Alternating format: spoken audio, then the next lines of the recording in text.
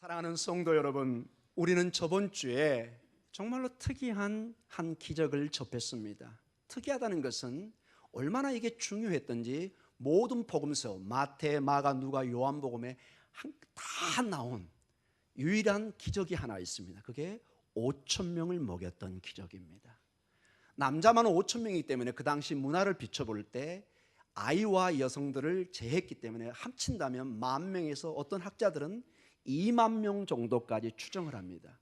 여러분, 지금도 10,000명에서 20,000명이 모이면 보통 무리가 아닙니다. 큰 무리가 모인 것입니다.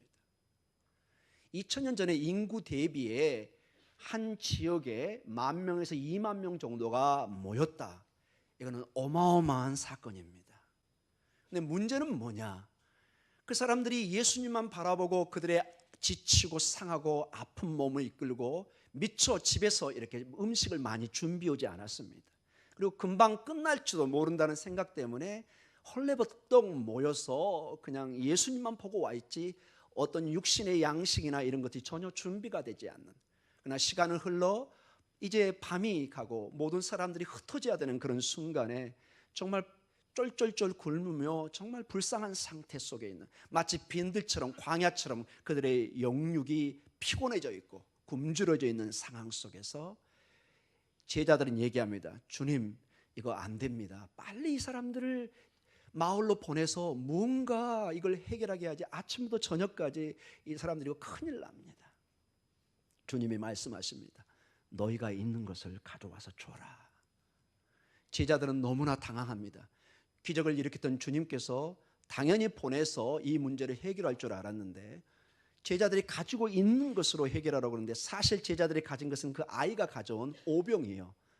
떡 5개와 고기 2마리밖에 없었습니다. 즉 아무것도 가지고 있지 않은 것입니다. 그거 가지고는 제자들의 입장에서는 아무것도 할 수 없는, 절대로 이 수많은 군중을 먹일 수 없다는 것을 그들의 이성적인 판단은 이미 나와 있습니다. 그래서 주님께 얘기합니다. 주님, 저희가 가진 것은 이것밖에 없습니다. 즉 주님, 우리는 아무것도 없습니다. 그러나 주님은 말씀하십니다. 이것밖에 없는 오병이어 가지고 주님은 하나님의 큰 축복의 역사를, 5,000명이 먹고 남으면 몇만 명이 먹고도 남고 12강조리에 차고 넘치는 축복을 주셨습니다. 사랑하는 성도 여러분, 여기서 우리가 중요하게 받아야 될 교훈은 주님의 입장에서는 우리가 가진 크고 작은 것은 문제가 안 된다는 것입니다. 우리가 기꺼이 믿음으로 주님에게 가져올 수 있는 그 믿음, 기꺼이 우리의 상황 속에 주님을 초청할 수 있는 믿음, 이 믿음이 중요한 것입니다. 주님에게는 우리가 어떠한 신분이고 지금 우리가 어떠한 위치에 서 있고 무엇을 가지고 있는가, 이게 중요하지가 않습니다. 겨자씨만한 믿음만 있다면 이 산을 들어 저 산으로 옮기라면 옮겨질 줄 믿습니다. 이것이 주님의 역사입니다. 왜 이게 가능하냐? 바로 예수님은 하나님이시기 때문에 그렇습니다. 즉각적으로 이 사건을 통해서 기적적으로 40년 동안 광야에서 먹이시고 입혔던 그러한 그들의 조상의 사건을 그들은 바로 연상을 했을 것입니다. 그들의 기억 속에 수천 년이 지났지만 절대로 잊을 수 없는 그들의 기억이 있습니다.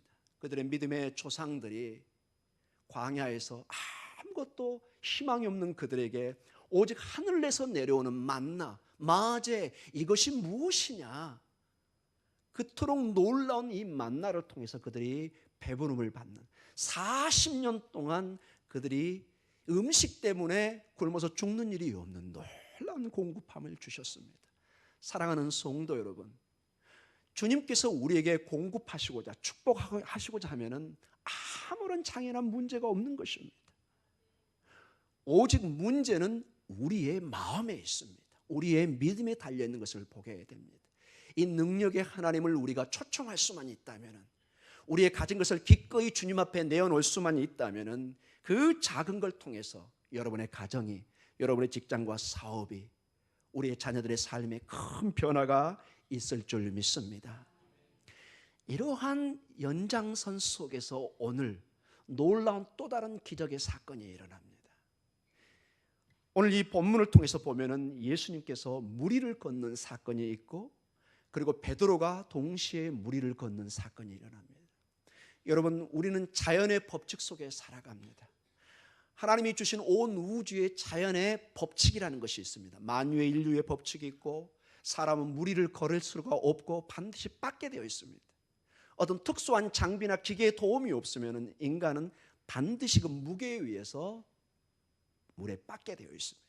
그러나 오늘 주님이 이러한 기적의 사건을 통해서 무언가 제자들에게, 그리고 우리 교회, 우리에게 도전해서 가르치고 싶은 말씀이 있어서 이것을 기록한 줄 믿습니다. 사랑하는 성도 여러분, 5천 명을 먹였던 그 하나님이시기 때문에 이것이 가능한 겁니다. 왜 우리가 예배를 통해서 하나님께 기도합니까? 그분은 그 일을 하실 수 있는 능력이 있기 때문에 우리가 예배하고 기도한 줄 믿습니다.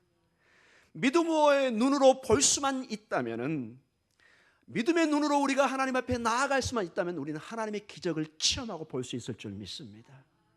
이것은 제 얘기가 아니라 오늘 본문이 우리에게 초청하고 있는 것입니다. 우리의 절망이, 우리의 부족함이, 우리의 좌절감이, 우리의 실패의 장소는 우리가 주님을 초청할 수만 있다면, 우리가 기꺼이 우리가 가진 마지막 우리의 겨자씨 같은 믿음을 내어놓을 수만 있다면 그 시간은 바로 하나님의 역사와 하나님의 기적의 역사를 체험하는 그러한 순간인 것을 우리는 믿음으로 고백합니다. 사랑하는 성도 여러분, 오늘 본문에도 어두운 밤입니다. 여기 보면은 밤 사경이라고 나와 있습니다. 25절에 이게 새벽 3시에서 6시경입니다. 가장 어두울 때입니다. 아마 3시나 4시경이었을 것입니다. 새벽이 오기 바로 직전이기 때문에 칠흑처럼 어두운 밤입니다. 바람이 심하게 붑니다. 모든 것이 상황이 좋지가 않습니다. 제자들은 이 폭풍우 속에서 배가 전복될 것 같은 어려움 속에서 목숨의 위협을 느끼고 이제 하나님 앞에 구원을 요청할 수밖에 없는 그런 상황이었습니다. 이때 주님과 함께하는 거룩한 시간을 통해서 정말 그들의 삶 속에 전무후무한 기적을 체험하는 것을 보게 됩니다. 특별히 예수님께서 무리를 걷는 사건이 일어납니다. 즉 물을 통제하고 물을 다스리는 모습을 보게 됩니다. 이 무리를 걷는 사건은 우리는 금방 마치 만나의 사건을 출애굽을 통해서, 구약을 통해서 연상하듯이 이 출애굽 사건에 이것이 바로 나와 있는 것을 보게 됩니다.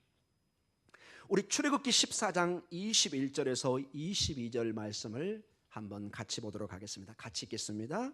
모세가 바다 위로 손을 내밀매 여호와께서 큰 동풍이 밤새도록 바닷물을 물러가게 하시니 물이 갈라져 바다가 마른 땅이 된지라. 이스라엘 자손이 바다 가운데를 육지로 걸어가고 물은 그들의 좌우에 벽이 되니. 여러분, 홍해입니다. 바다입니다. 그 깊이가 몇백 미터가 될 수도 있습니다. 그러나 하나님의 바람을 통해서, 이 바람은 성령으로도 우리가 번역할 수가 있습니다. 동일한 단어입니다. 하나님의 기운에 의해서 바다가 갈라지며 큰 수족관처럼 벽이 생기고 여기를 하나님의 백성들이 건너서 출애굽하는 과정을 보여주고 있습니다. 즉 이 물과 이런 바다의 갈라짐, 무리를 걷는 이 모든 것은 이스라엘 백성들은 즉각적으로 이러한 조상의 사건들을 그들은 연상해 볼 수 있는 근거를 가지고 있습니다. 물 위를 걷는 것은 예수님께서 출애굽 당시에 홍해를 가르는 사건을 재현하고 있는 것을 우리에게 보여주고 있습니다. 제자들에게 말을 하고 있는 것입니다. 내가 바로 그 하나님이다. 나는 인간의 몸을 입었지만은 바로 구약의 그 하나님이 바로 나라는 것을 말씀해 주고 있습니다. 이건 절대적으로 예수님의 신성을, 하나님이신 것을 강력하게 보여주고 있는 것입니다. 구약에서 특별히 욥기에 보면은 이 무리를 걷고 밟는 것은 오직 하나님만이 하신다고 분명히 기록되어 놨습니다. 욥기 9장 8절에 이런 말씀이 나와 있습니다. 같이 읽겠습니다. 그가 홀로 하늘을 펴시며 바다 물결을 밟으시며. 아멘. 오직 하나님만이 하늘을 펴시고 온 우주의 그 모든 원칙 하에서 다스림과 동시에 바다 물결을 밟으신다, 이렇게 말씀하고 계십니다. 오늘 우리 본문을 통해서 예수님께서 무리를 걸으시는 것을 보게 됩니다. 오직 하나님만이 하실 수 있는 이 일을 예수님이 직접 앞에서 보여주고 있는 것입니다. 바로 예수님이 어떤 분인가를 명확하게 제자들에게 보여주고 있는 것입니다. 바라기는 우리의 삶 속에 예수님이 어떤 분인가가 명확하게 깨달아지고 보여주는 믿음의 눈이 있기를 기도합니다. 오늘 특별히 이 예수님의 신성, 하나님이 어떤 분이신가, 예수님이 어떤 분이신가가 구체적으로 또 한 군데 더 나와 있습니다. 우리 14장 26절에서 27절을 조금 주목해서 보도록 하겠습니다. 같이 읽겠습니다. 제자들이 그가 바다 위로 걸어오심을 보고 놀라 유령이라 하며 무서워하여 소리 지르거늘 예수께서 즉시 이르시되 안심하라 나니 두려워하지 말라. 아멘. 여러분, 자연을 거스리는 사람은 아무도 없습니다. 여러분, 무리를 걷는 것은 오직 드라마나 영화에서만 가능합니다. 어떤 인간도 이것은 가능하지가 않습니다. 그래서 제자들은 당연히 물 위를 걸어오는 예수님을 뭘로 생각한 거죠? 유령으로, 귀신으로 생각한 거죠. 이건 당연한 인간적인 논리의 결과입니다. 그때 주님이 말씀하십니다. 사랑하는 제자들아, 아니다, 바로 나다. 27절에 나니 뭐하죠? 두려워하지 말라고 얘기합니다. 새벽 3시 아니면 4시경에 저 바다에서 걸어오는 한 사람을 보면서 그들은 참으로 무서워 떱니다. 그때 주님이 얘기합니다. 나니 두려워하지 말라. 여기서 우리말로 나니란 말이 바로 중요한 말입니다. 이게 그 유명한 헬라어로 에고에임이란 말입니다. 에고에임이. 한번 따라서 해볼까요? 에고에임이. 이 에고에임은 여러분이 비록 헬라어지만 반드시 알고 있어야 될 말씀입니다. 왜냐? 이게 나는 나다라는 뜻입니다. 나는 나다. 따라해 보겠습니다. 나는 나다. 나는 나다. 이 에고에이미는 오직 하나님만이 쓸 수 있는 표현입니다. 어떤 인간도 이 표현을 쓰면 바로 신성모독에 걸립니다. 왜냐? 이 에고에이미의 헬라어는 바로 그 유명한 출애굽기 3장 14절의 말씀을 그대로 그 이름을 가져온 것이기 때문에 그렇습니다. 출애굽기 3장 14절을 우리 같이 한번 읽어보도록 하겠습니다. 시작. 하나님이 모세에게 이르시되 나는 스스로 있는 자이니라.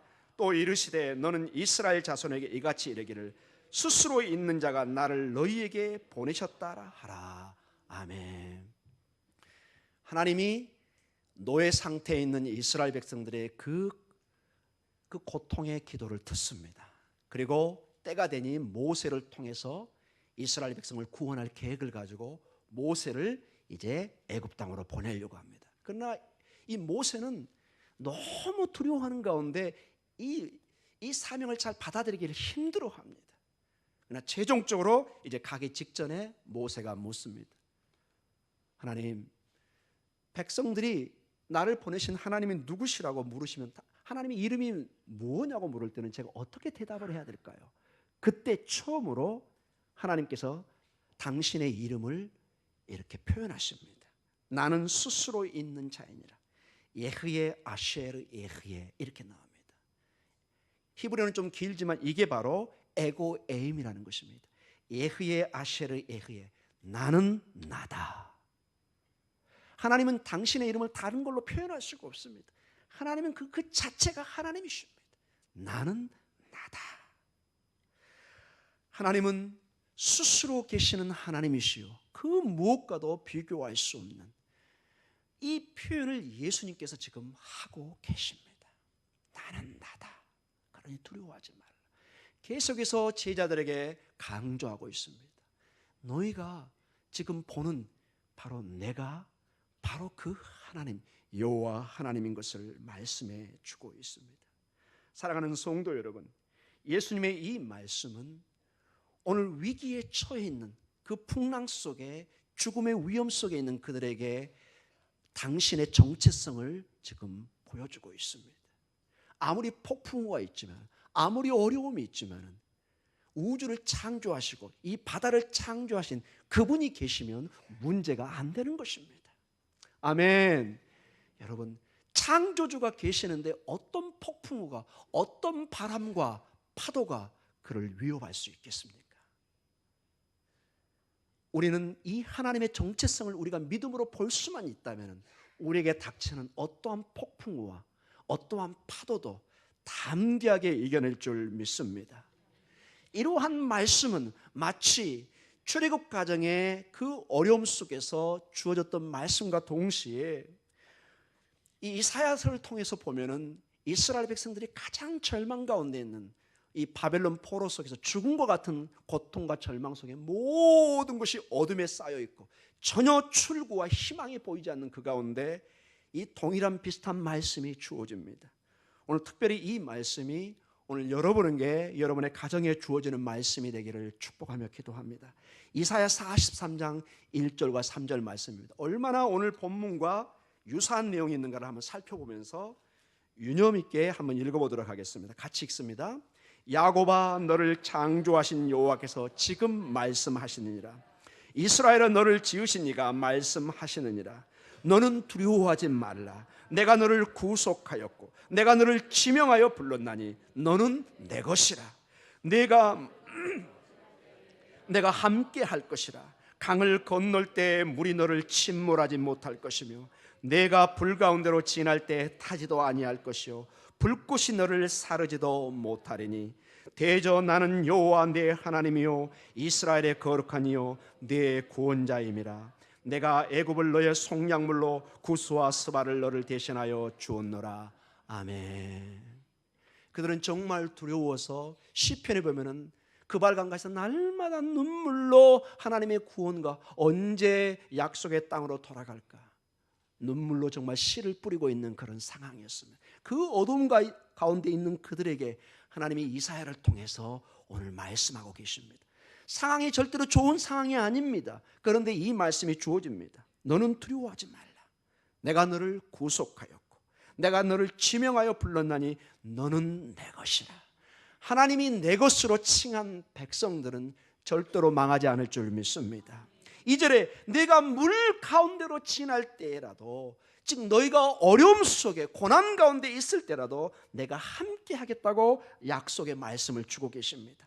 강을 건널 때 침몰하지 않을 것이며 불 가운데 지날 때 타지 않으며 불꽃이 너를 사르지 못하리라고 말씀하십니다. 이게 중요한 게 이게 이사야 자체의 말씀이 아니라 사실은 이사야 입을 통해서 하나님이 약속하고 있다는 것입니다. 이 생명의 주님 아브라함과 이삭과 야곱의 하나님, 이 언약의 하나님이 오늘 말씀해 주고 있습니다. 우리가 믿음으로 이 말씀을 받으면 오늘 우리에게 주어지는 말씀인 줄 믿습니다. 우리에게 주어진 말씀입니다. 이 물 가운데 지날 때 구원하는 함께 하시는 그 주님이 오늘 제자들에게 함께하고 있는 것입니다. 사랑하는 성도 여러분, 그래서 여기서 믿음의 사람들은 큰 격려와 도전을 받아야 합니다. 우리의 창조자여 구원자여 온 우주의 주권자이신 하나님께서 믿음의 사람들이 위기에 처해 있을 때 우리가 기도하고 주님 앞에 나아갈 때 반드시 함께 하시며 도와주신다는 것을, 건져주시고 우리를 잊지 않는다는 것을 우리는 잊어서는 안 될 것입니다. 우리 하나님은 어제나 오늘이나 영원토록 동일하십니다. 그 하나님은 시간과 공간에 매여 있지 않습니다. 출애굽의 역사했던 그 하나님, 바벨론 포로기의 역사했던 그 하나님, 지금 우리에게 역사할 줄 믿습니다. 자, 한 사건이 이제 이렇게 형성되었습니다. 예수님이 무리를 걸어가셨습니다. 그래서 하나님의 신성을, 하나님이 예수님이 어떤 분인가를, 우리가 절대로 신뢰하고 붙들 수 있는 분인가를 확실히 알려주셨습니다. 자, 여기까지는 우리가 다 동의하고 이해가 됩니다.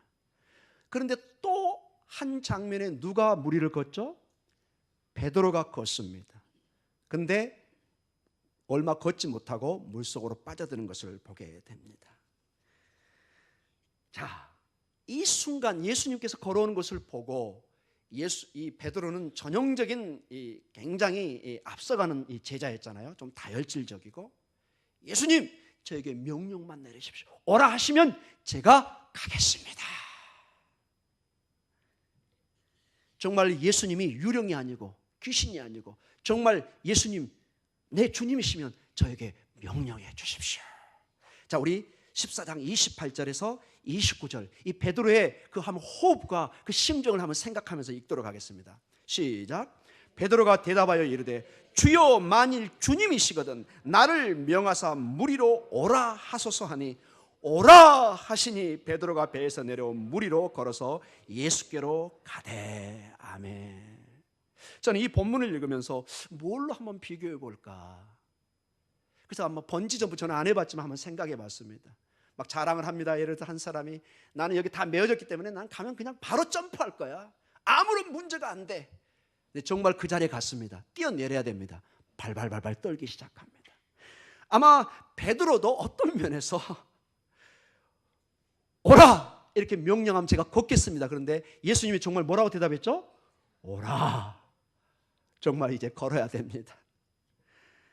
베드로가 물 위를 정말로 걷기 시작합니다. 할렐루야. 정말로 걷기 시작합니다. 자연의 원리를 거스르는 놀라운 일을 경험하는 역사상 이 기록상 물 위를 걷는 유일한 사람 중에 한 사람입니다. 걷는 역사가 일어납니다. 그런데 불어오는 바람을 보고 두려워서 금방 물에 빠지기 시작합니다.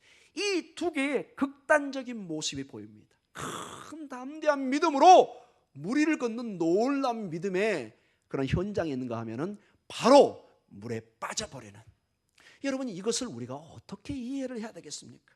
우리 14장 30절을 같이 읽도록 하겠습니다. 같이 읽습니다.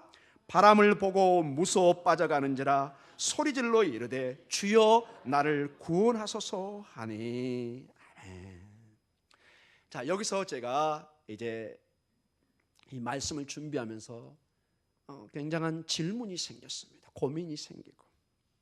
여러분 여기서 어떤 여러분 질문과 고민이 여러분 생기겠습니까? 이제 문제는 이겁니다. 이 베드로의 걷는 모습과 물에 빠지는 모습을 통해서 하나님께서 이 마태 저자가 무엇을 우리에게 강조하고 가르치려고 하는 것인가? 자, 물 위를 걷는 면을 강조하고 있는 건지, 아니면 베드로가 연약해서 물에 빠지는 면을 강조하고 있는 것인지, 이 두 문제가 우리에게 큰 하나의 이 본문을 통해서 도전을 주고 있습니다. 왜냐하면은 여러분 이 본문의 내용을 보면은 우리의 두 가지 면이 다 보이기 때문에 그렇습니다. 우리는 때로는 위대한 승리자로서 하나님의 일들을 해갈 때가 있습니다. 그러나 어떨 때는 정말로 패배자가 되어서 하나님의 사역들에 물러나서 마치 물에 빠지듯이 그런 침체된 상황을 보여줄 때도 있습니다. 저는 이 말씀을 준비하다가 딱 한 사람이 생각났습니다. 전형적으로 여기에 맞는 사람. 여러분 구약에 누가 혹시 생각나시나요? 엘리야 선지자가 한번 생각해 보십시오. 열왕기상 18장 쪽에 보면 엘리야 선지자는 갈멜산에 올라가서 어마어마한 역사를 이룹니다. 거의 뭐 400~500명 되는 그 바알의 선지자들과 싸워서 하늘에 불을 내리게 하고 아주 그냥 어마어마한 승리를 이루십니다. 그리고 그 선지자들을 다 죽이는 그런 사건, 큰 승리를 이룹니다. 근데 그 사건이 있고 바로 다음에 이 엘리야 선지자는 어디로 도망가죠? 호렙산으로 급히 도망가는 모습을 보여주고 있습니다.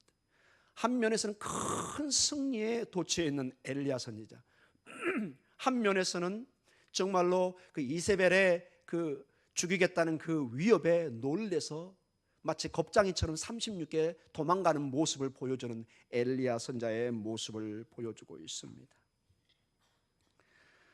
우리는 앞서 본문에서 예수님께서 얘기합니다. 베드로에게 오라 할 때 예수님의 그 말씀을 듣고 담대하게 걷는 그 모습을 우리가 보게 됩니다. 사랑하는 성도 여러분, 자, 여기서 우리는 어떻게 이 문제를 우리가 볼 수 있을까요? 자, 여기에 대한 해석들이 두 가지가 이렇게 주석 같은 걸 보면 극명하게 나눠져 있습니다. 어떤 주석이나 참고서를 보면은 자, 믿음으로 베드로처럼 주님의 모든 시선을 주님께 고정하고 나가십시오. 그러면은 물 위를 걷는 위대한 기적을 체험받을 것입니다. 믿음의 역사가 이렇게 놀라운 능력을 가지고 있습니다.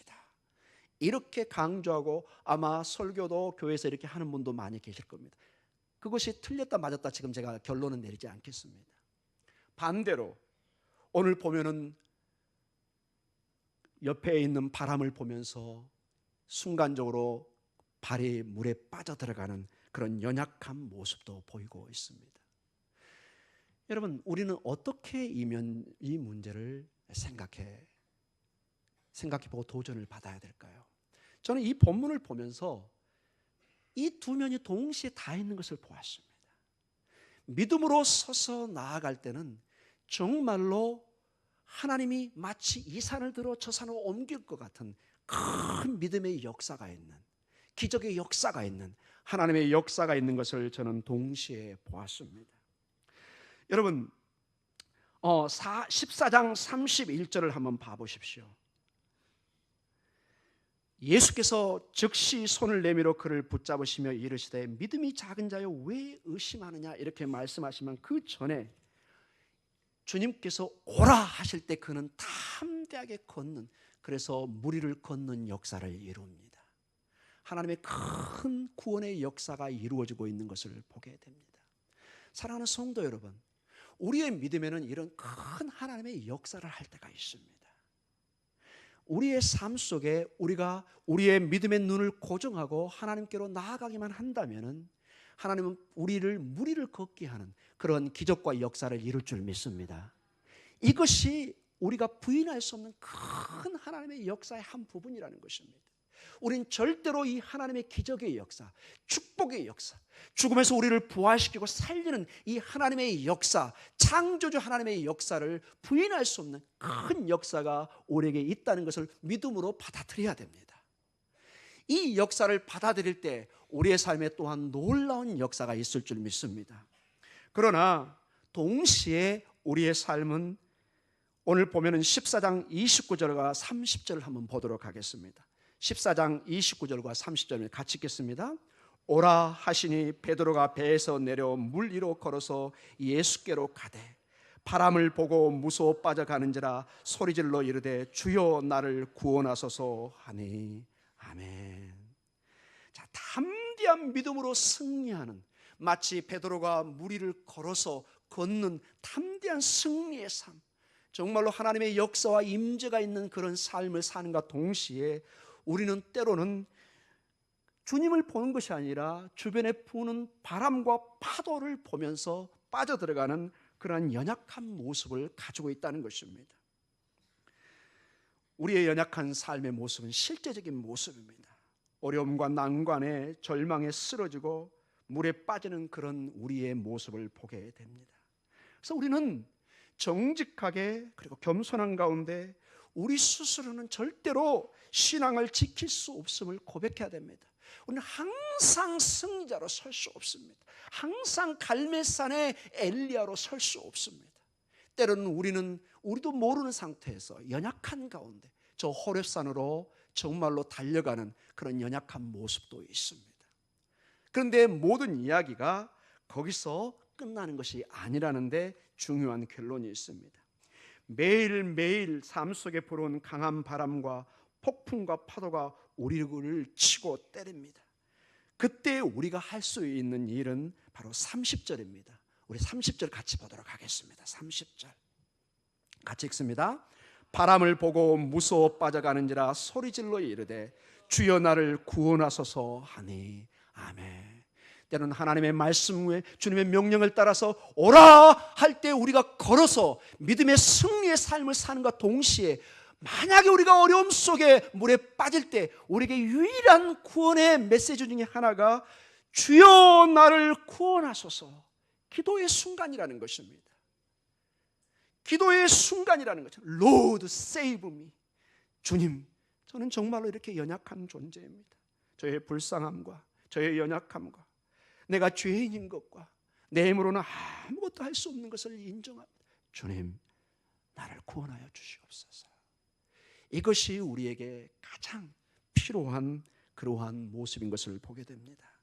오늘 우리는 중요한 교훈 두 가지를 직면하고 있습니다.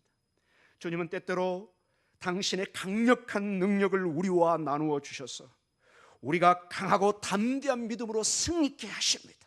마치 물 위를 걷는 능력을 주실 때가 있습니다. 아멘.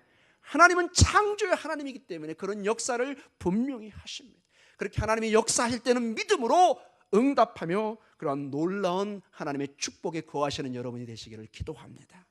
동시에 우리는 때로는 의심하고 물에 빠져가는 연약한 존재인 것을 우리는 봅니다.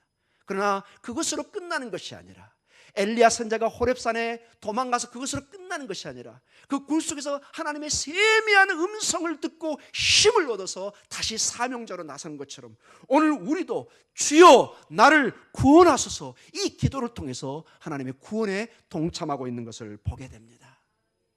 주님이 그들을 배 위로 올렸을 때 놀랍게도 바람이 잔잔하게 됩니다. 그 말씀이 오늘 본문에 이렇게 나와 있습니다. 여러분, 32절에 배 함께 오름에 바람이 그치는지라. 아멘. 주님이 우리를 구원하십니다. 바람을 잠잠케 하십니다.